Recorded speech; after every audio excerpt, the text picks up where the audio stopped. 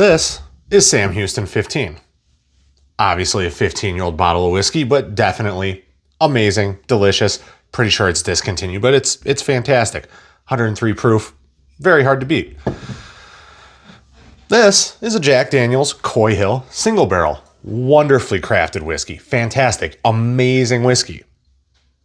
But we're not talking about either of those tonight. Actually, we're not talking about any good whiskeys tonight. Instead, we're going to go through the 10 biggest piles of crap in the Speakeasy. Roll that intro.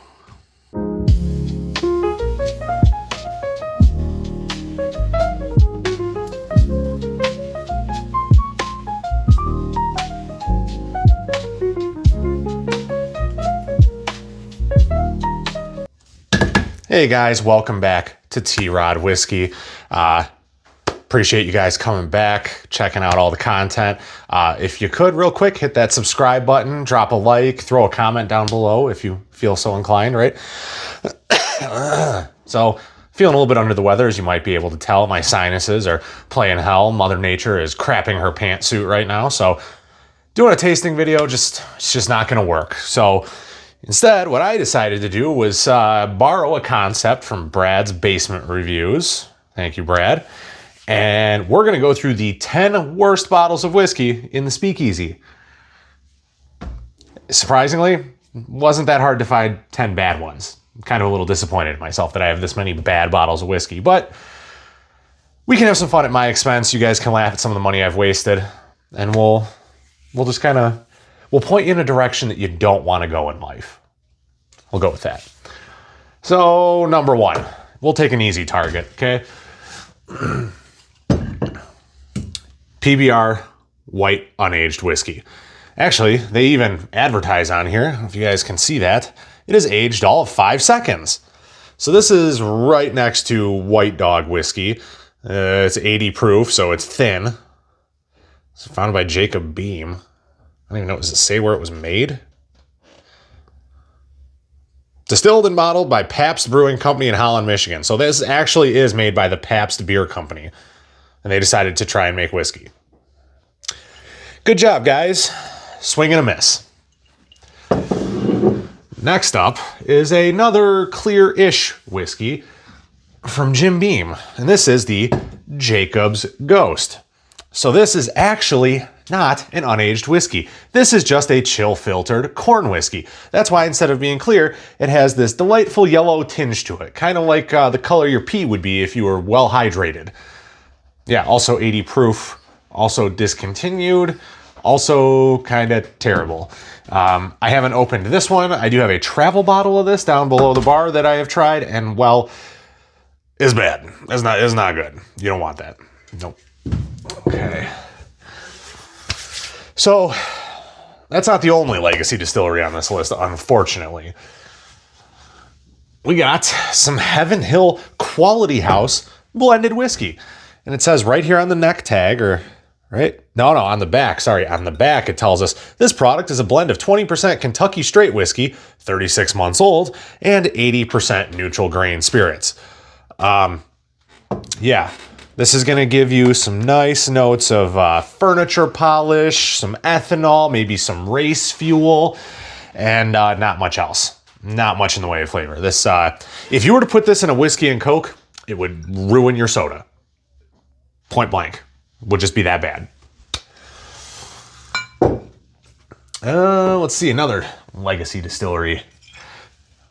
No worst of list would be complete without a George Dickel product. This is the George Dickel recipe number 12. Now, this bottle has been hanging around for a very, very long time.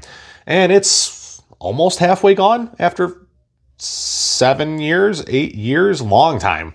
I bought this because in the very early days of my whiskey endeavors, journey, whatever. Oh, there's a lot of dust on this thing. I thought this meant it was 12 years old because there was a big honking 12 on the front. Wrong. This is like licking Fred Flintstone's foot. It is just super minerally. Reminds me of those Flintstone vitamins and stuff when you were a kid. Just not not great. I mean, Dickel isn't for everybody. I happen to think the bottled and bond isn't that bad, but this is like the purest form of Dickel I've ever had, and it's not good. I can't drink it. I can't. Let's see here. This one has been on some bad lists here as well. This is the Jep the Creed High Rye Bourbon made with red, white, and blue corn. Let this be a warning. Sorry, the Bloody Butcher corn. If you guys are thinking about starting a distillery or creating a mash bill, Bloody Butcher corn is a very fickle mistress. I have never actually tasted a mash bill with Bloody Butcher corn in it that didn't taste just earthy and funky and gross. So, I mean, I'm sure somebody out there is doing it well. I love the design of this bottle. I'm sure that not all Jep the Creed bottlings are bad, but this one I've had this bottle for years and there's like an inch and a half missing out of it. Would not recommend. I think this was on the shelf. I didn't pay for this, but I think this one goes for like $70, $75. And yeah, we can do better for a bottled and bond whiskey. The bottle art, hard to beat. Looks amazing. Looks fantastic. And then you pop the cork and it really just hits you right in the gut. Let's see what else we got here. Oh, a local boy. This is from Griffin Claw Brewing. This is their Rail District 100% rye whiskey. This is actually a 10-year-old bottled and bond 100% rye whiskey made at a beer distillery here in Michigan. It comes in a great package. I mean, you could seriously injure a young man with this bottle if you smell what I'm stepping in, right? It is hefty. Unfortunately, the whiskey inside is very reminiscent of apple cider vinegar. Maybe an alcoholic cider? Maybe. We let it open up for a couple weeks, went back to it. Nothing. The bourbon counterpart to this is very nice. It's got some really nice toasted fruit notes to it. This, I think they just missed the mark personally. This is almost 11 years old. This borders on almost being 11 years old, and I don't know, maybe it spent too much time in the barrel. I don't know, but it's just not very good. And for the money, it's not the worst thing I've ever purchased, but it's up there. This next one's going to give me some hate. I can already tell, but the show must go on, right, guys? Willet Small Batch Family Estate Rye. This is a 4-year rye that I got on my first trip to Kentucky like 3.5 years ago. Look at that fill level, right? Yeah. It's very funky. It's very mentholy, I guess, for me. For my palate, this is just not good. I've heard that I need to try some of the higher age statements, like the 6 and 7 years are truly amazing. And I go back to this one about once a year expecting it to be better, and it's just not. If you're somebody who likes this, cool, dude. Your taste is a little skewed, in my opinion. The bourbons I've heard are amazing. I've never tried them, but yeah, yeah. And we got some Texas whiskey. This is Giant Texas Bourbon Whiskey. Comes in a sweet bottle. I was seduced by this bottle shape. It was fairly reminiscent of Willet Pot still, and I'm like, dude, there is no way that 2 bottles out there with this shape can both be bad. It's just not possible. Oh, it's possible. This is not very good. This one is a small batch number 11633, whatever that means. Bottle number 225, coming in at 95 proof. Cool bottle. Really cool bottle. The whiskey inside, I think it's aged at least 12 months. I did not read the fine print before I bought this. That's on me. Now, it wasn't super expensive, but is still really not that good. Might make a cool lamp or something when we're done, or I don't know. I'm sure I know somebody that would like to use it as a smoking apparatus. I don't know. If you're looking for a Texas whiskey, guys, Still Austin makes some good ones. Garrison Bros obviously is kind of like setting the standard. If you're into American single malt, I highly recommend checking out Swift Distillery. They're doing some cool stuff, but this one needs time. There is no replacement for time. This one just needs a couple more years, I think. I think around 2 or 3 years, maybe 3 or 4 years, it'll get better. But right now, it's just Texas heat or not. It just needs more time. Got 2 more left, guys. This one. Okay. the Blantons of the North. This one is a single barrel. I'm not actually going to show you whose single barrel it is because I don't want to offend anybody. But this one, well, this is entirely too close to being water for my liking. Comes in the cool Rock Hill Farms bottle. It's got the little caribou top on it, little deer moose, whatever thing. But it's 80 proof, and I get no flavor out of this. None. Zero. Zilch. Nada. Nothing out of this. It's just not any good.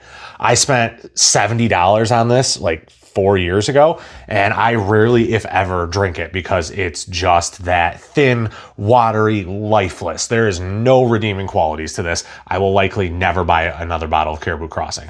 If somebody can give me a sample that proves otherwise, then maybe I'll think about it. I know they're single barrels, but this was just not bueno. Not at all. And lastly, I was given this as a gift, so I was hesitant to put it on the list, but Bespoken Spirits Bourbon. This is bottle 100, batch 2021-2. From what I understand, Bespoken is Derek Jeter's line of whiskey, or he's like a partial owner or something.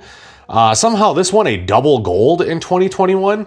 This right here, guys, this is the poster child for why winning medals in whiskey doesn't mean jack, because there's some incredibly crappy stuff out there that seems to win awards, and I can't fathom how this wins a double gold. It's aged at least 24 months. Oh, hold on. Ooh. Yeah, it's bad. The reason it's this low, I've given out some samples. I've used it for some gag reels when I just needed to throw the whiskey away. I put it into some cocktails. This actually ruined an old fashioned. It was that just bleh. 94 proof, straight bourbon whiskey, colored and flavored with new charred American oak staves. I don't understand how it can be bourbon if it's colored and flavored. I don't understand that. I really don't. But I digress. That's it, guys. Thank you for suffering through that with me. Most of these bottles will probably be hanging around for quite a while. So I guess if anybody wants a sample, feel free to DM me and we'll hook you up with it. I don't know why, but we can do that. We can make that happen. But otherwise, I'll keep posting stuff. There's gonna be new stuff coming out all the time, new reels, new footage. I'm getting new bottles all the time, guys, trying to make content for you. I do it for you guys. It's because I care. Yeah. So we'll see you next time, all right? Cheers.